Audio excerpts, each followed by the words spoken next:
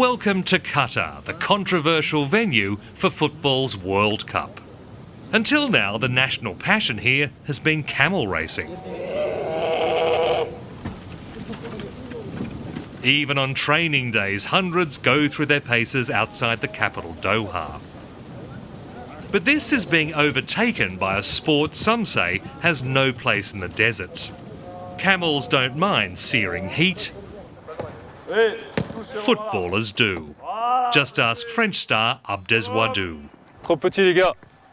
Il fait plus de 50 degrés. J'ai joué là-bas et je peux vous dire qu'au mois de juin, juillet, c'est impossible de jouer. Il faut arrêter de mentir, on ne peut pas jouer là-bas, c'est impossible. Football's governing body FIFA didn't seem to worry about that when it gave Qatar the 2022 tournament. For decades, officials have run the federation as a personal fiefdom. But last week's arrest of 7 executives at the annual Congress in Zurich has put the heat back on FIFA. This really is the World Cup of fraud, and today we're issuing FIFA a red card. They corrupted the business of worldwide soccer to serve their interests and to enrich themselves.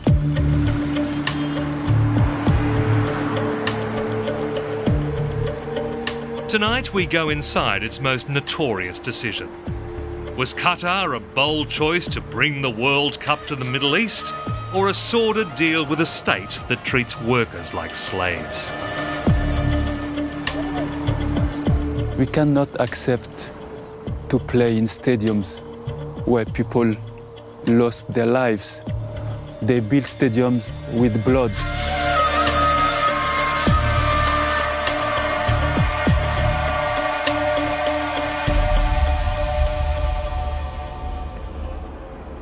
If money was all that mattered, Qatar would be a sporting paradise. Since the 1990s, this oil-rich state has been developing the world's biggest gas field. That's given it the funds to turn Doha into a new Manhattan. Qatar has imported more than 1 million foreign workers, mainly from South Asia, to build all the stadiums, hotels and transport systems for the World Cup. Going for a walk means dodging bulldozers. This is not a welcoming place for pedestrians. Qatar doesn't like nosy reporters either. As night falls, we're heading to a place we're not supposed to go, with a woman who's not supposed to be here. When we discovered the conditions here when I took over this job in 2010, it was actually modern-day slavery. Sharon Burrow was once president of Australia's peak trade union body, the ACTU. Hi there. Now she risks arrest to visit Doha's restricted workers' camps. You can see that on the outside this looks almost human, and then you walk in here and you see there are 300 odd men here in about 20 rooms. And hi, how are you? Nice to see you. How are you? What did you do? She heads the International Trade Union Confederation in Brussels, representing workers from 155 countries. Hi guys, you're still eating. Can we come in? Qatar is per capita the world's richest country. Its 290,000 citizens enjoy immense wealth. But these men from Nepal get just $50 a week. They cook and they wash right next to the sanitation block, which you'll see is terribly scungy. Well, I don't have to tell you what to make of this. This is dinner time. This is cooking. And when you can imagine, 40 or 50 men in here trying to prepare meals in what is totally unsafe conditions. You'll see the gas bottles simply sitting outside in the open area. And it's filthy. I mean, it's just filthy. So you can be working 10, 11, sometimes. Yes. And what, do they pay you overtime? Do they pay you extra for overtime? No extra. No extra. They just bring you back when they decide you're going to finish. How appalling. Foreign workers give up even basic rights. There's little they can do if the boss cuts their wages. They can't even leave without the boss's permission. There's no effective compliance system. No businesses are prosecuted. They live in squalor, and when it's so desperate they just want to go home, they find themselves trapped in Qatar. They are owned by another individual, lock, stock and barrel. That's slavery. These worker slums are Qatar's dirty secret, and it's using secret police to stop anyone exposing it. Recently, television crews from the BBC and Germany were thrown in jail when they tried to film scenes like this.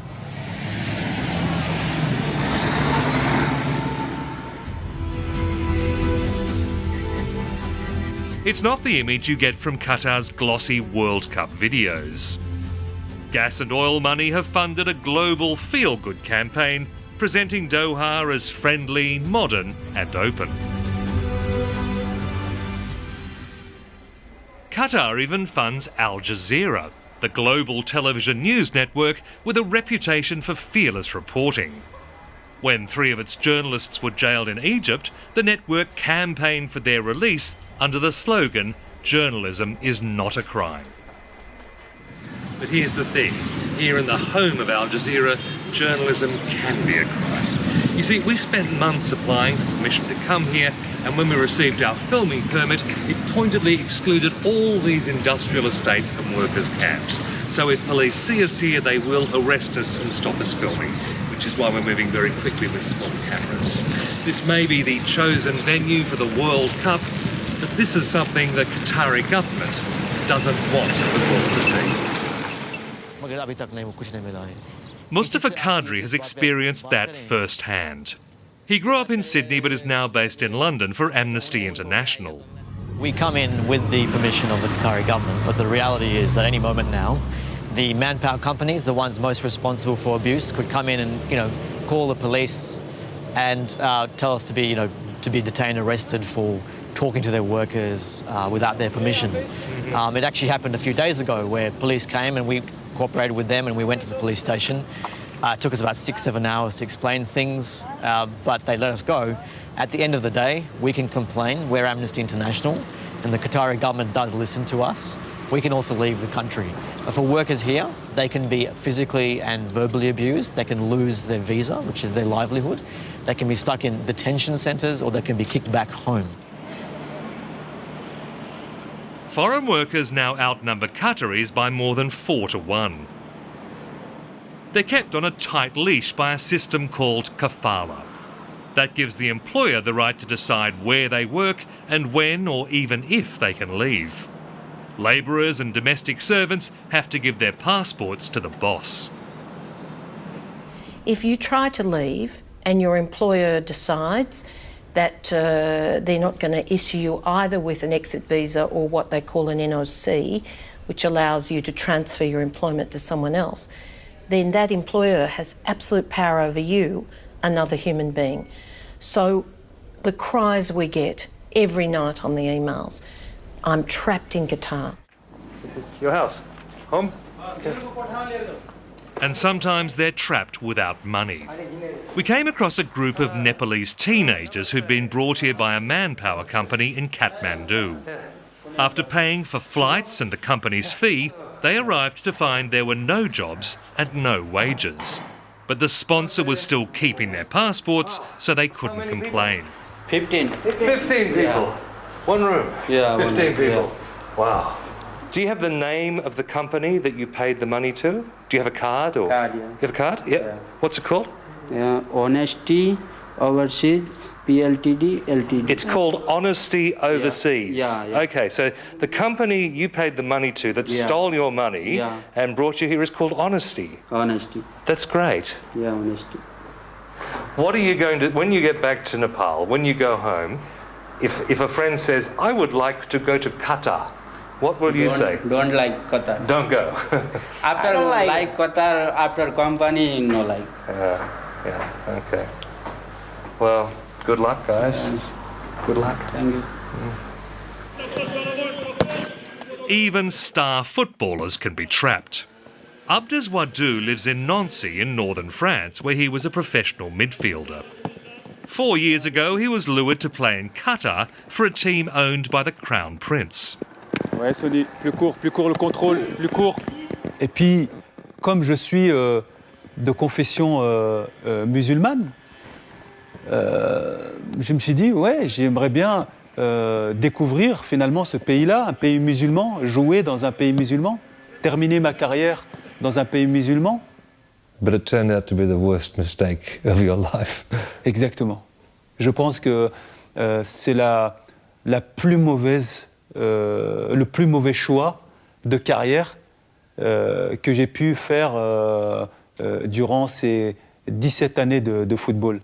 I show you all the souvenirs. At first, he was a hero, leading his team to victory. I had a bad moment, but I had some good moments as well with these victories when we won the title in Qatar. But then he was ordered to change clubs from the La Jolla team. I said, why? I signed for La Jolla. I came from France, I bring my family because I signed for La Jolla. He said, no, these words come from the Emir. So all what comes from the Emir is not subject to discussion. When they cut his salary and he complained to FIFA, he was denied an exit visa. Soit vous acceptez le deal, ou soit vous vous rendez, comme vous dites, vous vous rendez, et on vous donne votre exit visa. Autrement, si vous n'obtempérez pas, vous êtes emprisonné. Vous ne pouvez rien faire. Parce que ce système de kafala, finalement, ne vous donne aucun droit. Unlike poor labourers, he decided to fight. Months of complaints to the Players' Union and the French government succeeded in bringing him home. Still, it took 2 years in court to get the money he was owed. His football career over, he's now training to be a coach. They live for football, they wake up for football, and definitely it's one of the best sports in the world, and it makes dreams a lot of people. He is incensed that Qatar is hosting the World Cup. Comment une telle compétition prestigieuse, qui réunit des millions de personnes, peut se tenir dans un pays qui ne respecte pas les droits de l'homme et où il y a de l'esclavagisme encore? The winner to organize the 2022 FIFA World Cup is Qatar. The choice of Qatar over Japan, South Korea, the US and Australia led to immediate suspicion of bribery. FIFA President Sepp Blatter continues to deny there was anything wrong with the bid. He's just been re-elected despite his executives being charged with bribery, money laundering and racketeering. We're dealing with an organisation that really has a culture of corruption over generations, and you don't change culture by keeping the same leadership. You have to change the leadership. Hi, I'm Jamie Fuller, chairman of ultra-performance sportswear brand Skins. Swiss-based entrepreneur Jamie Fuller is trying to organise a FIFA boycott. Skins are proud to announce that, as of now, we've become the first official non-sponsor of FIFA. This is the kitchen. Yeah. He combines good publicity for his brand with an ethical stance, even sneaking into Doha's workers' camps to get evidence of ill treatment. I saw some of the worst instances of appalling bathroom facilities, sanitary facilities, cooking and eating facilities you could possibly imagine.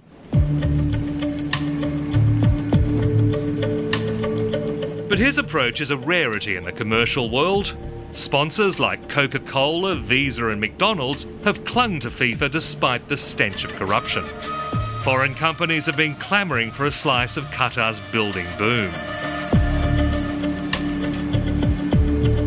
The government has earmarked a staggering $260 billion for infrastructure. With a population of less than 300,000, that works out to almost $1 million per person. They could all fit comfortably in the planned stadiums. Not that many are likely to bother. Now, you might think that with all these billions being spent on so many stadiums, that Qatar is a football-mad nation. No.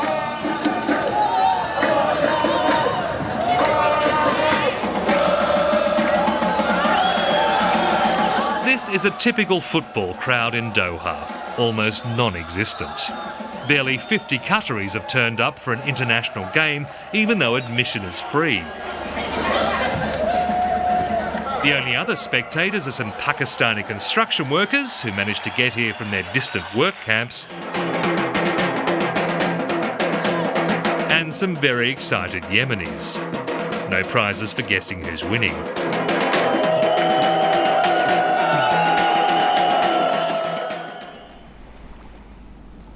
But even if locals don't follow football, most are glad to be hosting the Cup.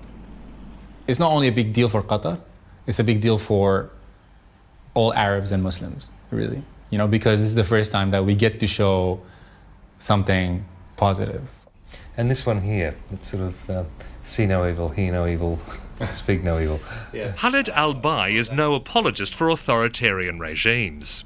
So this went viral. He's a political cartoonist whose drawings became symbols of the Arab Spring. And the messages? That we're not on anybody's side. We're just Muslims. He believes Western media are painting a false picture of how Qatar treats workers. That you're with the terrorists. Of course we care. Of course the government cares about the laborers and, you know, trying to make things better. And, you know, but when the population is grown so fast in such little time, a lot of things get out of hand. Qatar's construction boom has happened so fast that even its residents are having trouble keeping up. Khaled was born in Sudan but has lived in Doha since he was a boy.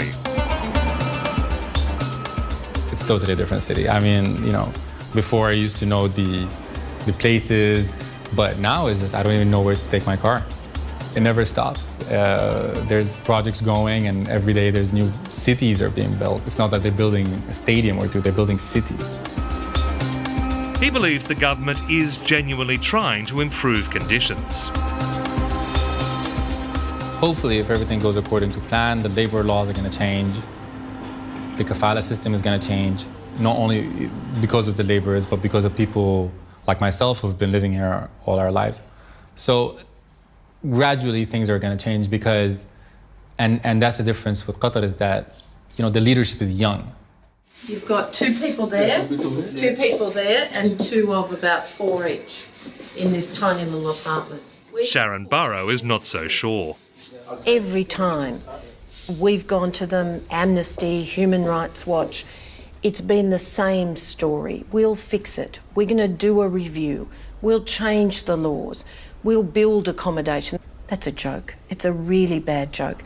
The kafala system equals slavery. The Qatari government has guaranteed $4 billion to cover. There's one criticism that Qatar has managed to deal with, the fact that it's too hot to play football here in summer. FIFA has agreed to move the 2022 World Cup to winter, upsetting the entire European football calendar in the process. Qatar claims every stadium will be fully air-conditioned. But Qatar will continue to build them in the hottest months when conditions for workers are deadly. Accidents are frequent. We watched as this man almost lost a leg. Our estimates are very, very conservative. There's only 2 countries who actually keep accurate records. They're Nepal and India. More than 200 workers from each of those countries every year die on the job in Qatar. So at that rate, and 2 out of some 30 countries that have MOUs with Qatar, more than 4,000 workers could die before a ball is kicked in 2022. It doesn't have to be like that. I'm from Kenya. From Kenya?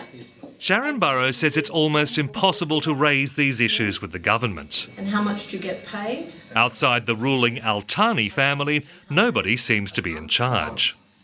It's an incredible country. No one takes responsibility. It's like a family business. Every sheikh in their family will run something, but there's no connected system of government or governance as we would understand in any democratic country. As modern as it might look, Qatar is a feudal autocracy.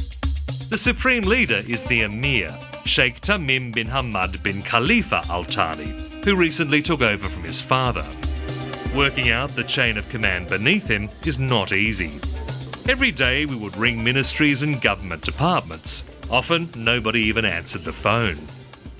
Now, we've been trying to find someone in the government we can talk to about these issues, but this is a family-run government and the family ain't talking, at least not to us. However, the government's Human Rights Commission has a website that sets out the many reforms it's undertaken to help workers, all in a slickly produced video. It starts with a young Qatari boy passing a foreign worker and deciding to give him a bottle of water. The man is overcome with gratitude. It goes on to show how workers are now paid through bank accounts so they can be sure to get their wages. We were keen to meet these lucky workers, or at least somebody we could ask about them. After days of rejection, we managed to track down a member of the ruling family. There is nothing more overwhelming than watching young athletes get their first taste of international competitions, a moment that will live with them for the rest of their lives.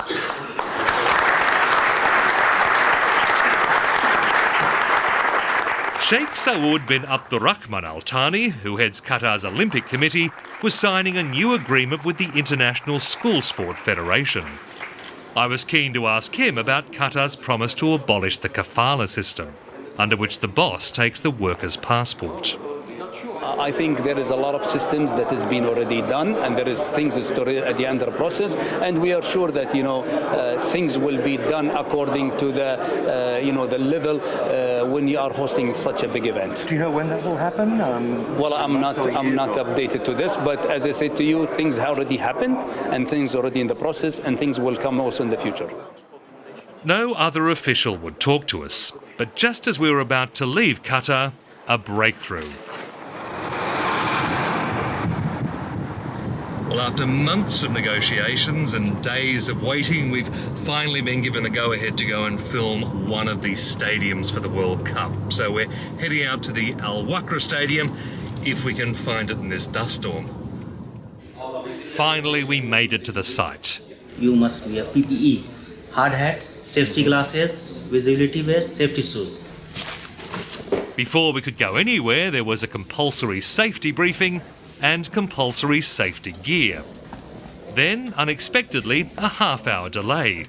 Police boarded the media bus, demanding to know who'd given permission for us to film. Excuse me, put your down. Finally, we were permitted to see the high-security earthworks for Al Wakra.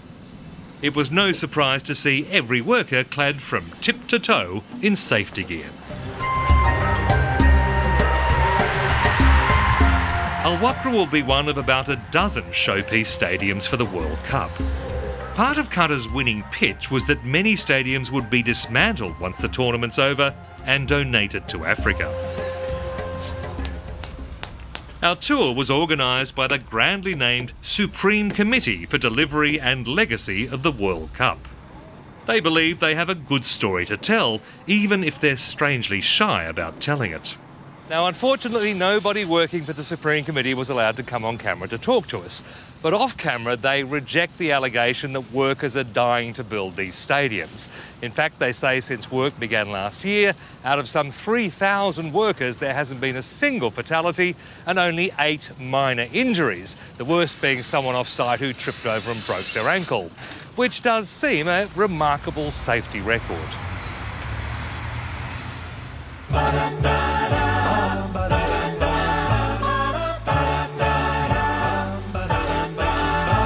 We were then taken to a model workers' village with excellent food, medical care and recreation facilities.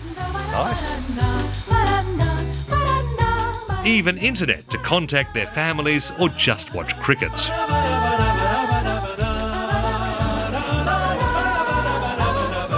Conscious of appalling publicity, Qatar really is improving conditions for the full-time stadium workers. The problem is they're just a tiny fraction of the workforce. More than 1 million others live in slums around Doha, and they're getting almost nothing. I mean, when you compare it to Doha, the city, which is this amazing big, gleaming city with, like a modern city. And it feels like you're in the third world, not in, one of the richest countries in the world. There's no proper sewage system, electricity, often there are issues with that. It's a very basic accommodation. And what really strikes me is that these are the workers building stadiums, buildings, hospitals that in the years ahead will be, the showcases for how developed this country is, and yet this is how they're living. Despite the promise of ending or easing kafala, it's being applied with brutal effect. Looks good. And we've seen only in the last few weeks with the Nepali earthquake, there have been a huge number of Nepalis have been prevented from returning home for family members' funerals because the Qatari authorities and their employers have refused to give them permission.